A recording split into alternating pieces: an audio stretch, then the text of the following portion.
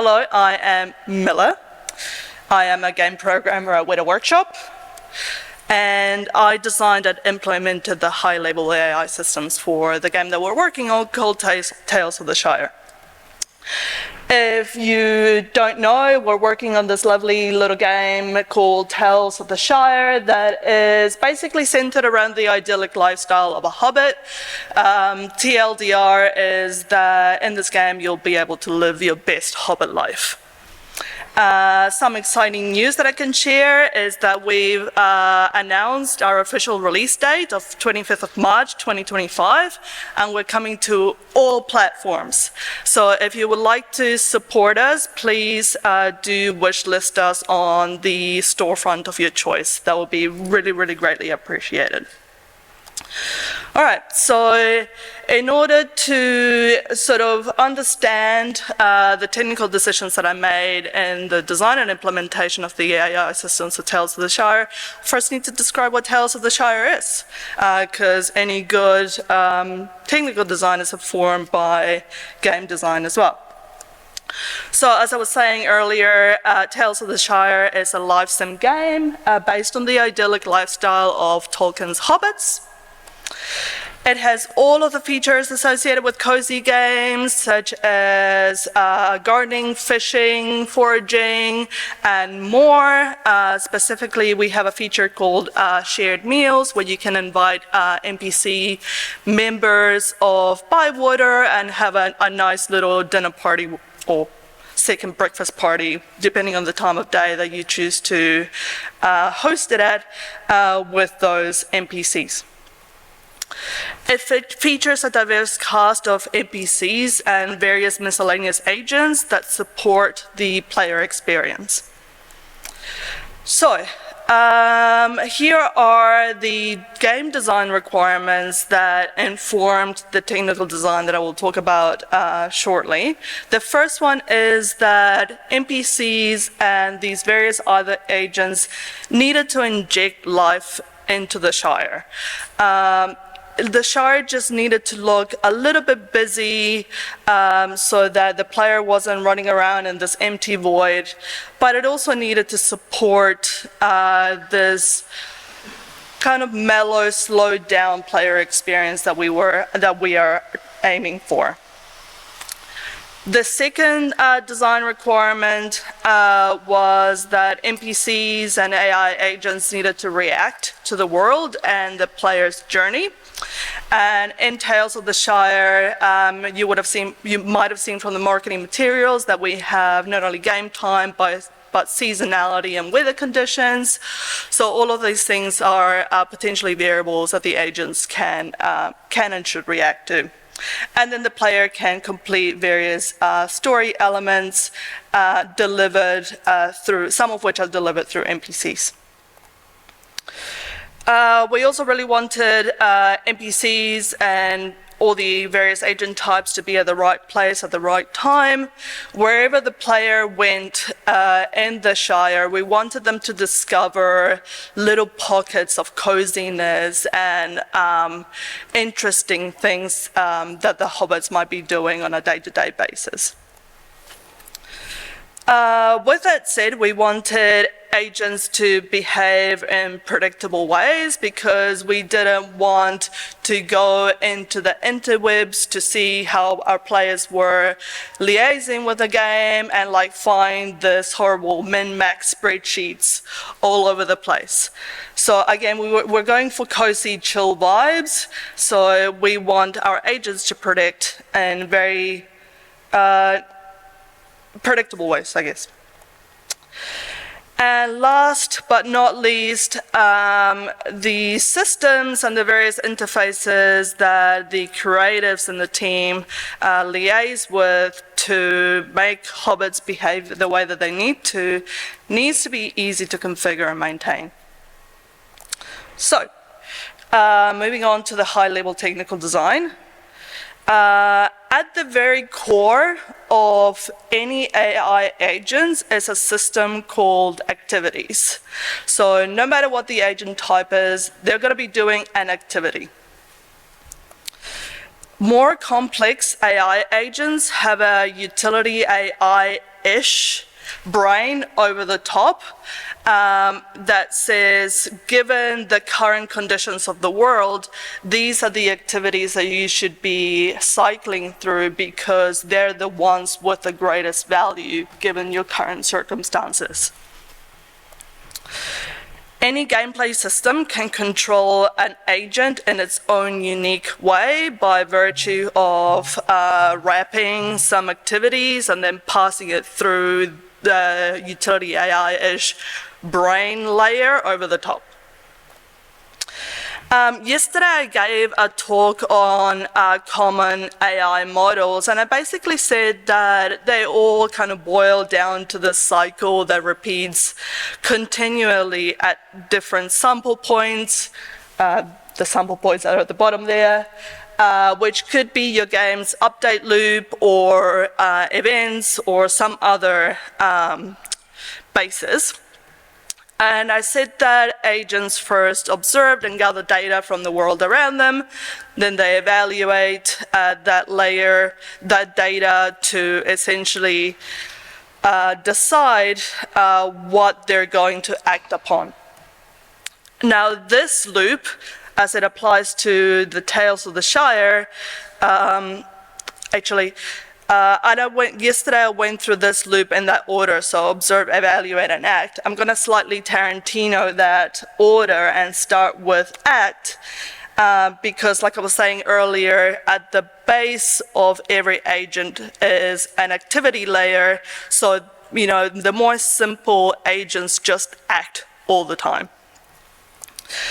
And what this means for the agents of Tales of the Shire is that they run through a collection of activities in some order.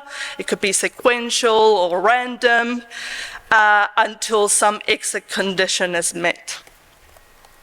The activities are idle, travel to a location, play an animation, operate an operatable. And you're like, what is this operatable business? It's basically an interactable for AI agent. Chose operatable because the word interactable was already taken in another package, so here we go.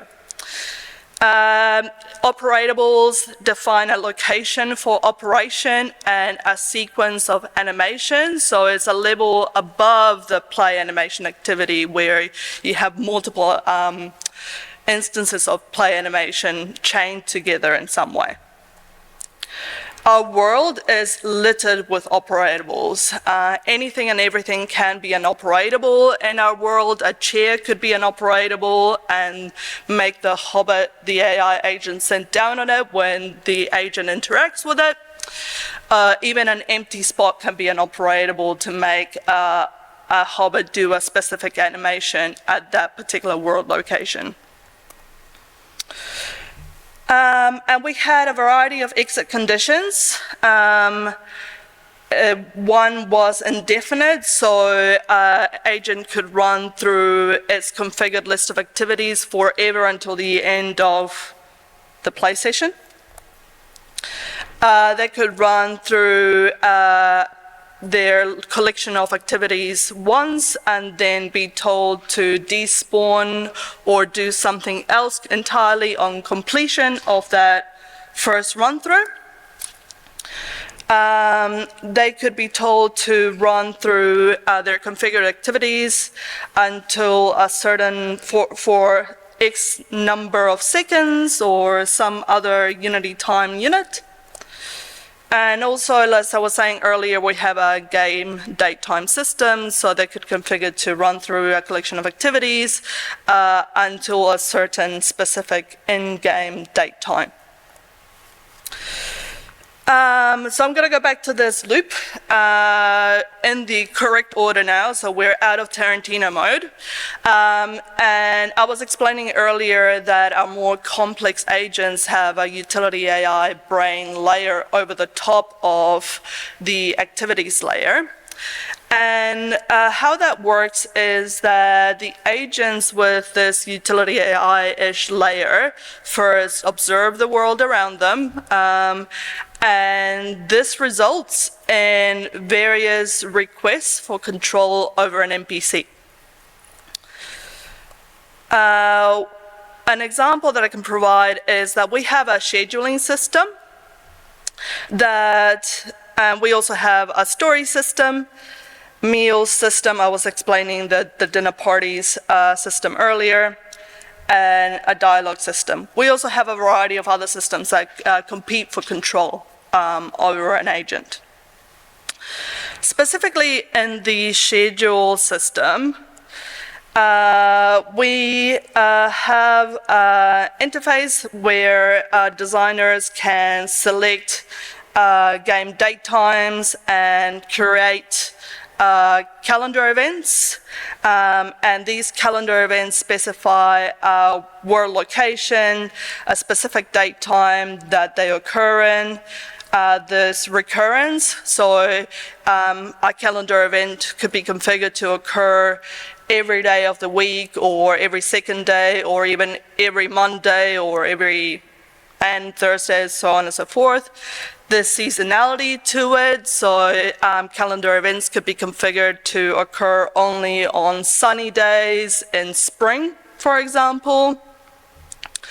They have a priority, which is not the same as the utility value of this particular activity. It's more like if there were competing calendar events, the one with the highest priority will win out. Calendar events could also be configured to have activities and also a repeat behavior for those activities.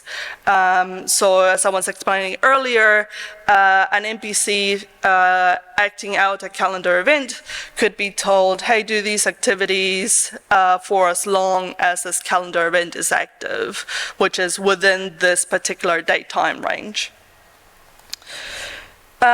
So how the system works is that at our sample times, which is not exactly on the update loop, we stagger them a little bit for performance reasons.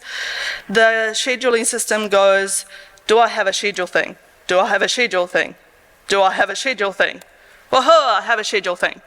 And then when the system has a schedule thing, it uses all this data from the calendar events that were created at compile time to construct a schedule scenario that gets passed on to the utility AI brain layer of an agent.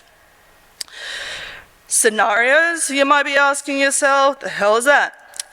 They're a wrapper for activities, essentially. They initialize and tick activities, and these are the things that are associated with a utility value that the AI brain can then use to rank them and extrapolate the winner that will have its activities executed. Why scenario? I don't know, like event, activity, activity giver.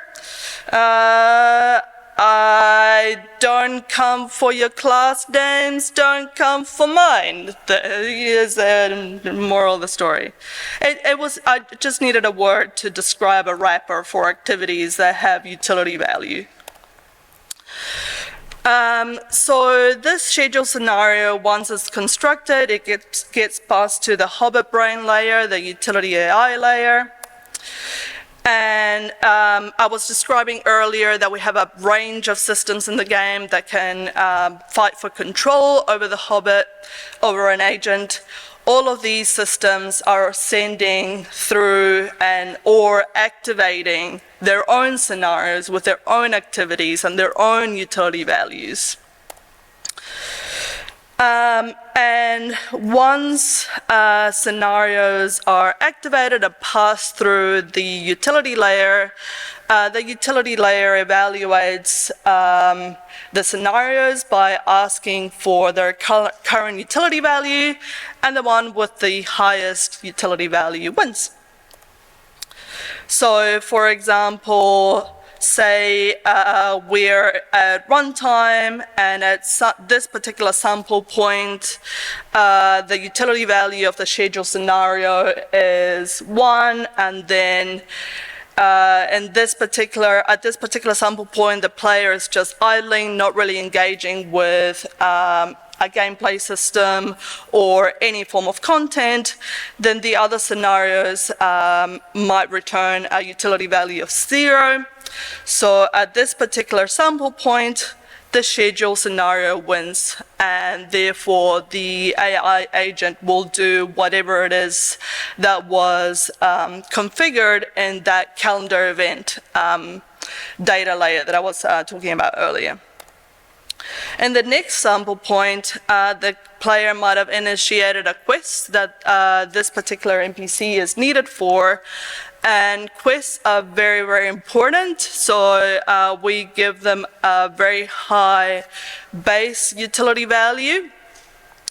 So at this particular sample point, the story scenario would win out, and the schedule scenario would still remain in the brain because it might still be active as the current game date time might still be within the scenario's date time range, but it's just sitting in the back of the brain, ready to be re-executed should it win in this ranking at another sample point. So the TLDR is we wanted to use AI agents to inject life into the Shire. And we have a lot of different types of AI agents, ranging from hobbits to animals. And they can do a lot of things with a combination of activities and operatable configurations. We wanted our agents to react to the world and the player's journey. We've achieved that by having gameplay systems construct scenarios as they become active or needed to support the player journey at various points. We wanted AI agents to be at the right place at the right time. And we've achieved this by playing around with the utility value algorithm calculations so that scenarios could have their values boosted by a number of conditions. We wanted our agents to behave in predictable ways. We've achieved this by having some hard-coded ranges for some scenario types so that their values would be in a predictable relative order. So to elaborate here, quests are the most important thing in our game. So the hard-coded value ranges for quests are much higher in the order of priority compared to other hard-coded value ranges, specifically the calendar event stuff. It's more, it's a system that the Hobbit will enact if they have nothing else to do. We wanted agent behavior to be easy to maintain and configure, and we've achieved this by developing various editors and tools, and kind of focusing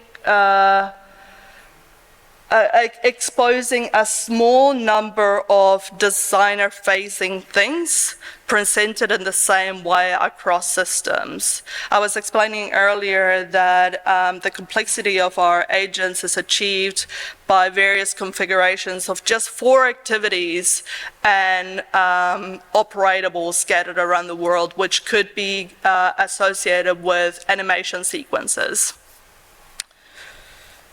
And that is all from me today. Before I hand it over to questions, I just want to shout out Aaron Cullen-Burke and Tim McSweeney for their advice and help. And if you would like to hear more talks from the Weta Workshop team, right after this one, my manager, Mark, is going to be talking about our custom CI pipeline. And Kat, one of our game designers, is going to be talking about how she uses diplomacy to wrangle us hooligans in place. So thank you.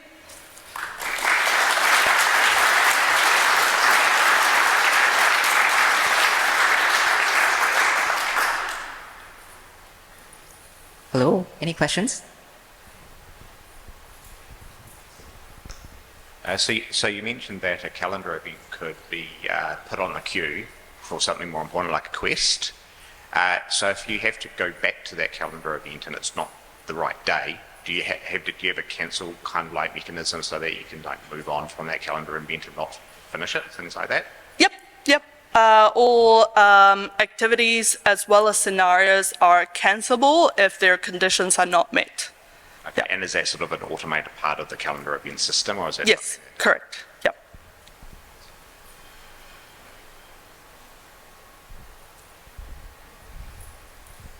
Did you have any logic for doing tie breaking or anything? Because I saw that at certain points in times the activities could be ranked the same. What was the tie breaking logic, or did you just inherently have the system to make it so that they couldn't have the same value? Yep. The tiebreaker logic was very simple. Do the thing that comes first in the list of potential things. Easy mode. Next question.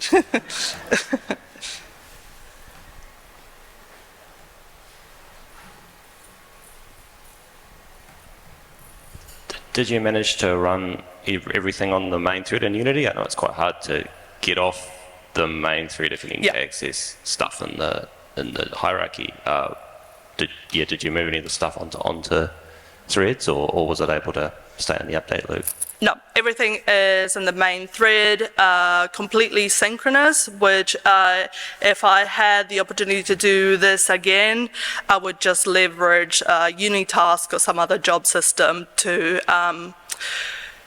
handle a lot of complex logic that was like, hey, is the thing before me done? Is it done? Is it done? Can I run? Can I run? Can I run? It would have been so much simpler within a wait. You know, hindsight.